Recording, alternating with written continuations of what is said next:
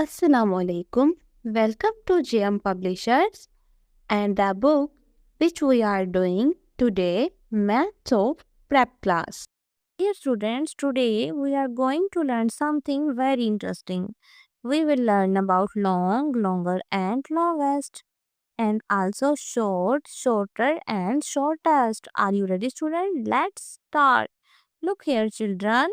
We have three yellow rulers. Let's see their size carefully.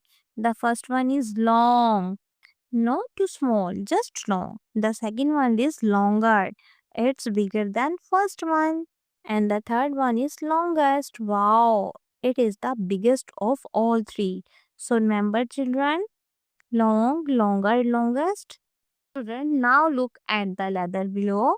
They are standing side by side. Let's see which one is short, shorter, and shortest. The first letter is short, the second is shorter, and the last one is shortest. That means the last letter is the smallest of all. Let's say it together short, shorter, and shortest. So, student, we learned that long means something big in length. Longer mean bigger than long. Longest mean the biggest of all.